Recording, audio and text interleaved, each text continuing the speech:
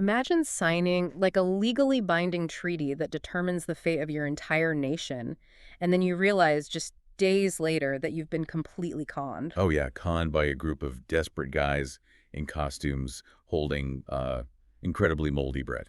Right.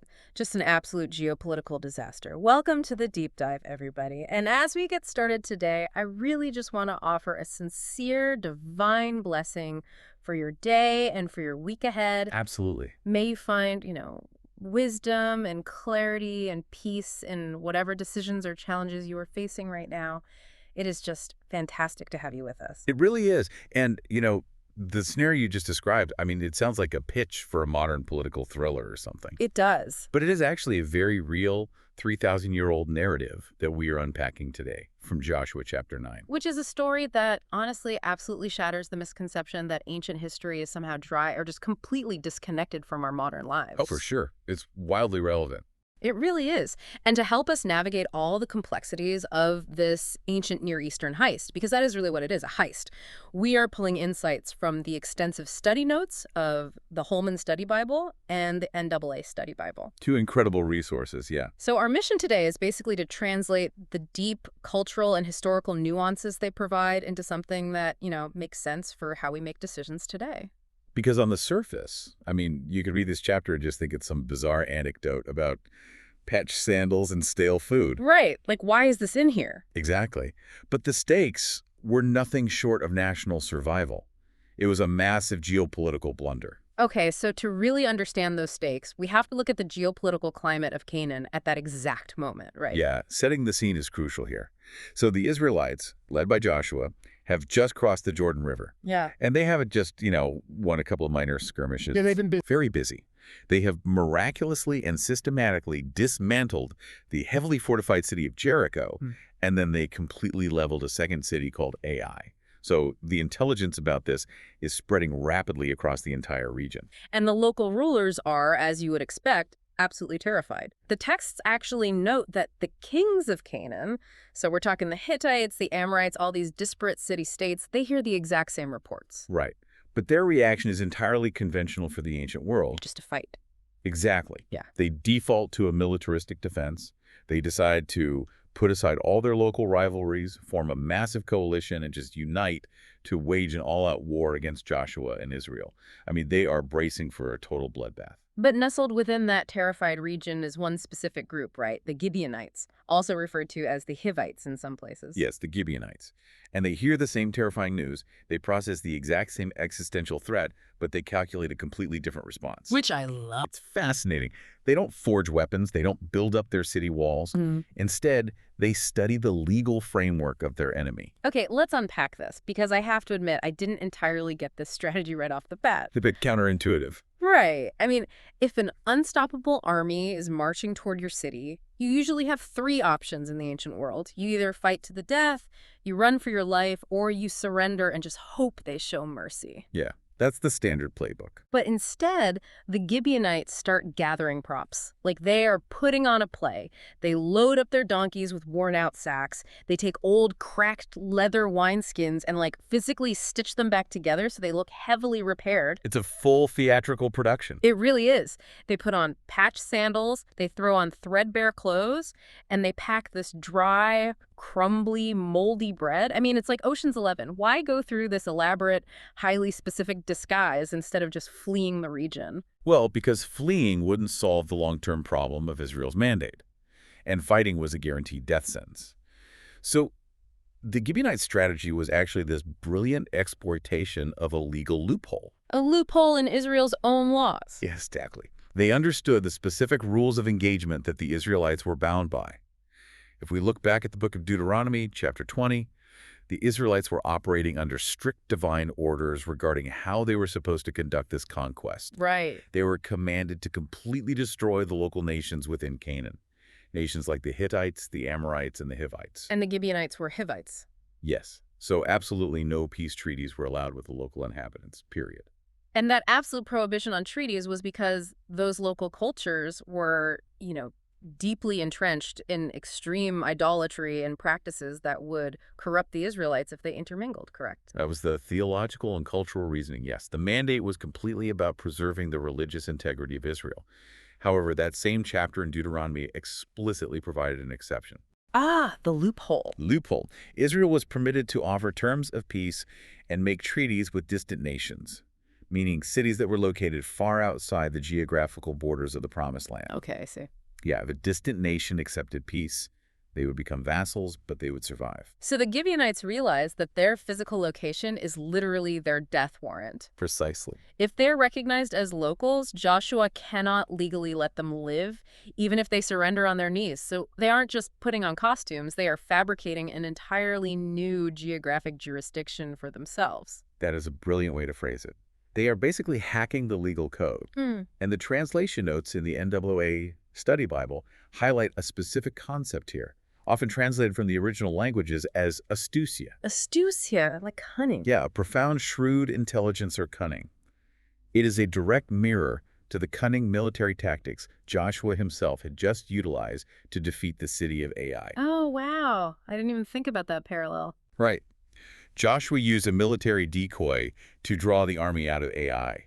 Well, the Gibeonites are using a diplomatic decoy to draw a treaty out of Joshua. Game recognizing game. Exactly. But it also shows a shocking level of belief on the part of the Gibeonites, doesn't it? I mean, they aren't trying to trick the Israelites because they think the Israelites are weak. No, not at all. They are doing it because they genuinely believe the Israelite God is entirely unstoppable. And that links them to a broader theme we see in these historical accounts.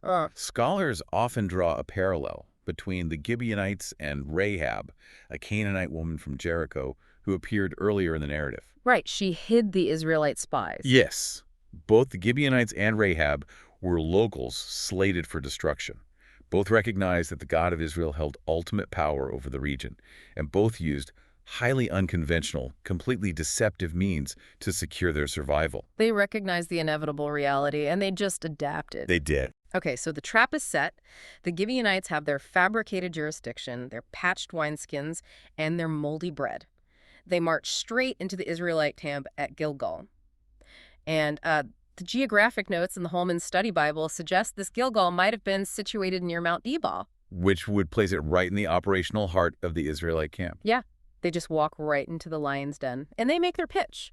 But to Joshua's credit, the Israelites are not entirely naive. The text shows they are immediately suspicious. They are. They don't just roll over. Right. They look at these men and ask the exact right question. They say, what if you live near us? How can we make a treaty with you? Because the Israelites are fully aware of that Deuteronomy mandate. They know they cannot enter into a covenant, which is a legally and spiritually binding agreement with anyone local. So the burden of proof is heavily on the Gibeonites. Exactly. They have to prove they are from outside the red zone. And this is where the social engineering of the con really kicks in. The Gibeonites don't just argue with them. They use a mix of extreme submission and physical evidence. The flattery is heavy. Very heavy. They start by bowing down and saying, we are your servants. Then they present the props. They hold up the bread and essentially say, look at this bread. It was hot out of the oven the day we left our very distant country. But now look at it. Right. Dry, moldy. And they say, look at our clothes and our shoes, completely worn out from this incredibly long journey. They provide empirical data to support their claim. And here is where it gets really interesting to me and deeply relatable to our modern lives, because the Israelites actually did their due diligence, or at least they thought they did. They thought they did, yeah. They inspected the provisions, they handled the patched wineskins, they looked closely at the moldy bread, they relied heavily on the physical evidence right in front of their eyes. And to me, it is the exact same mechanism as falling for a sophisticated, modern cybersecurity phishing attack. Oh, that's a great comparison. Walk us through that connection. So, think about getting an email from what appears to be your bank. The subject line is urgent, like your account is frozen.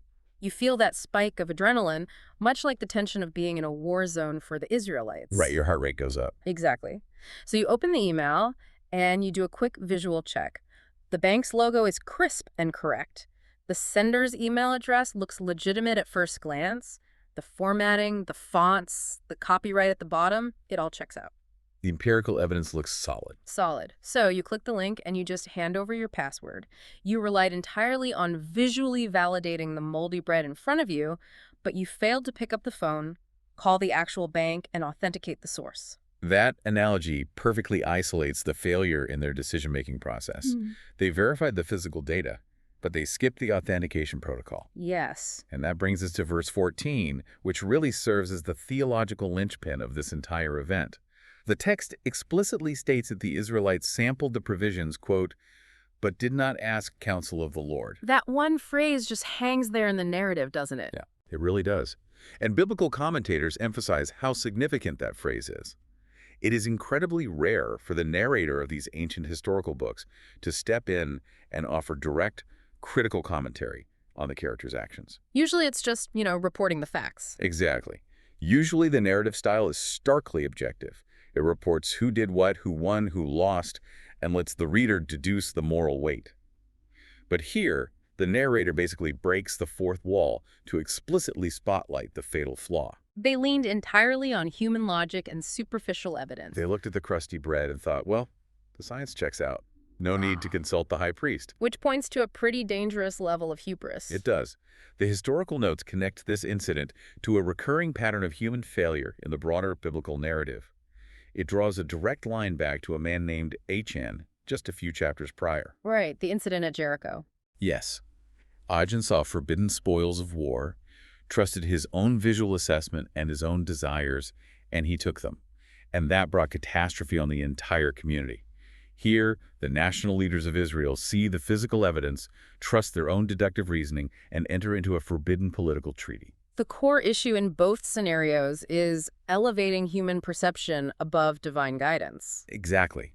They had direct access to God's counsel, likely through the Urim and Thummim used by the high priest, which was designed specifically for these massive national-level decisions.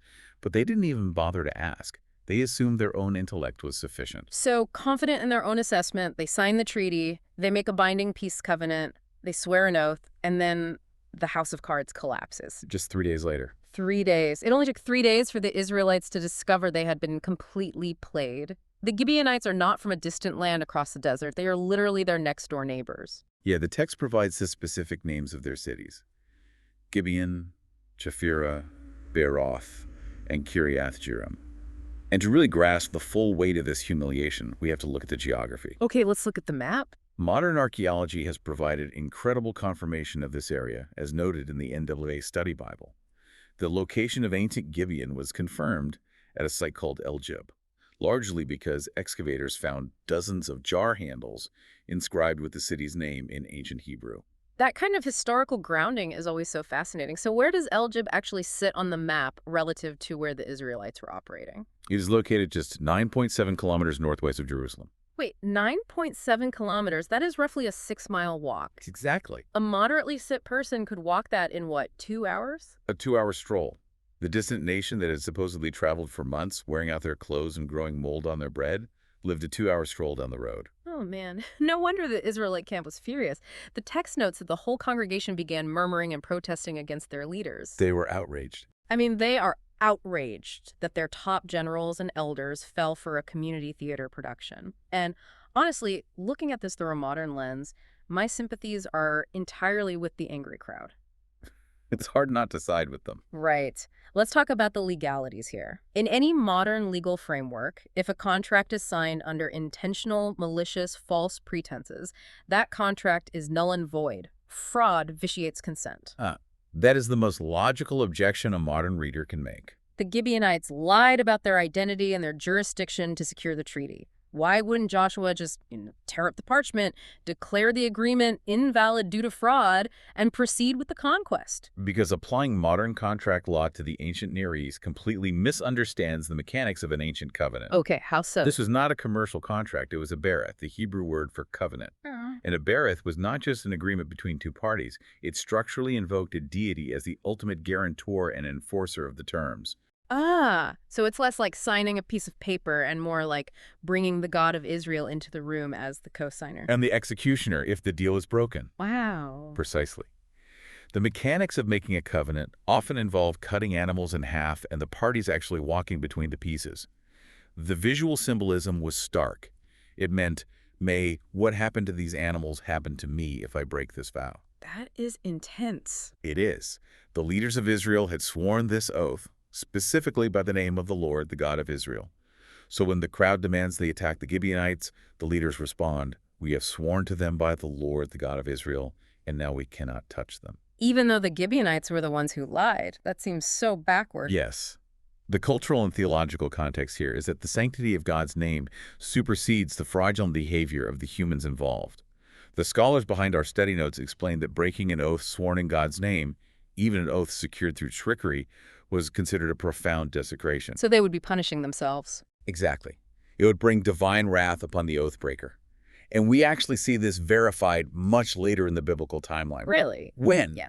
Centuries later, King Saul decides to ignore this very treaty and attempts to wipe out the Gibeonites out of this sort of nationalistic zeal. The result? A severe, multi-year famine hits Israel, which the text explicitly attributes to Saul breaking this ancient blood covenant. Okay, that completely changes the dynamic. So the Israelite leaders realize they've made a catastrophic error because they relied on their own arrogant logic. Right. But they also realize that attempting to fix the error by breaking an oath sworn in God's name would, compound the sin into something far worse. It would demonstrate to all the surrounding nations that the God of Israel's name meant absolutely nothing. Wow. So they choose to absorb the consequences of their mistake. They honor the foolish vow, and they spare the Gibeonites. They maintain their integrity at a severe political cost. But, they don't just shrug and let the Gibeonites carry on as if nothing happened. There are definitely consequences for the deception. Right. Let's get into the sentence. So Joshua summons the Gibeonite leaders. He confronts them directly, basically asking, why did you deceive us? And the Gibeonites, they just drop the act entirely. The jig is up. Yeah, they confess to the whole scheme. They admit they knew about the divine mandate for total destruction, and they say they did it because they were terrified for their lives. Which is honest, finally. Very honest. So Joshua is left with this massive dilemma. He is legally and spiritually bound to let them live. But he cannot allow an independent, sovereign Canaanite city-state to exist right in the middle of the territory Israel is trying to secure. He has to neutralize the threat without killing them. Exactly. So he imposes a sentence, he places a curse on them, declaring that they will be perpetual servants. Specifically, he assigns them to be woodcutters and water drawers for the congregation and for the altar of the Lord. And to understand the weight of that sentence, we really have to strip away our modern conveniences. Oh, for sure. Being a woodcutter and a water drawer in an arid ancient society was not like a light community service requirement. It was arduous, back-breaking, menial domestic labor.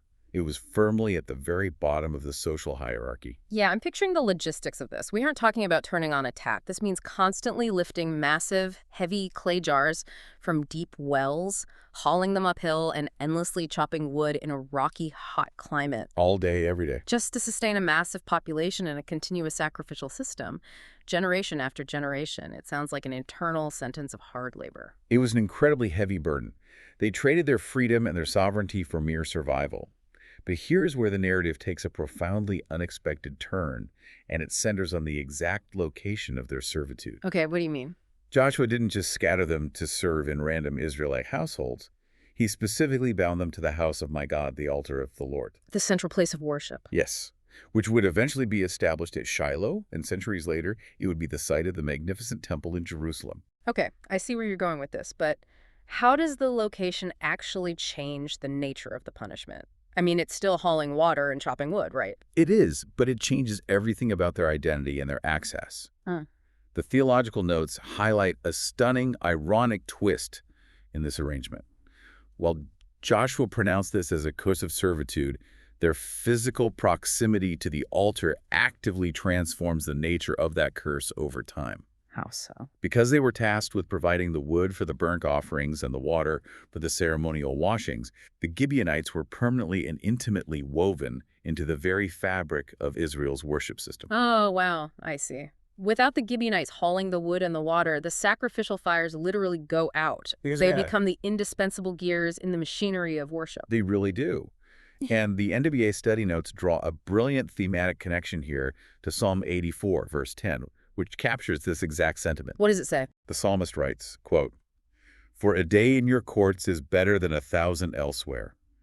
I would rather be a doorkeeper in the house of my God than dwell in the tents of wickedness. Man, that is an incredible reframing. The Gibeonites started out as pagan outsiders, marked for total destruction. They used a desperate, moldy bread disguise just to stay breathing. Just survive. But because of how this all played out, they were spared the devastation that wiped out all the other local kings who chose to fight. And instead of just surviving, they were brought directly into the presence of the divine. They were given a front row seat to the holiest site in Israel. It is a staggering picture of grace operating inside a curse. They lost their pride, they lost their independence, but they gained an enduring place in the community of faith. That is beautiful. And on the flip side, you have the Israelites, the insiders, the ones who had just witnessed miraculous victories. They get sloppy, they rely entirely on their senses, they trust their own logic, they completely ignore the spiritual counsel readily available to them, and they walk straight into a humiliating trap. It serves as both a stern warning and a profound comfort, which brings this ancient history right into the room with you, listening right now. It really does. It is incredibly easy to read a story from 3,000 years ago and scoff at the Israelites for falling for the cracked wineskins and the stale bread. Like, how could you be so dumb? Right. It seems so obvious to us. But how often do you execute the exact same cognitive errors in your own career or your relationships or your major life choices? You look at a shiny resume, a perfectly formatted presentation, or someone's convincing outward behavior. You inspect the superficial evidence. Yes, you assume your own logic is infallible, and you make massive, binding decisions based entirely on what your eyes tell you. You trust the moldy bread because you fail to pause, step back, and seek deeper wisdom or authentic counsel. We fall for the phishing attack because we skip the authentication. But, I think the final and perhaps most provocative thought to really mull over as we conclude is what happens in the aftermath of those failures. Yeah, that's a real question. When you make a massive, irreversible mistake based on bad judgment, or when you find yourself the victim of someone else's deception, the immediate assumption is that the story is ruined, the treaty is signed, the damage is done. Game over. But is it possible that the consequences of those very blunders can be transformed?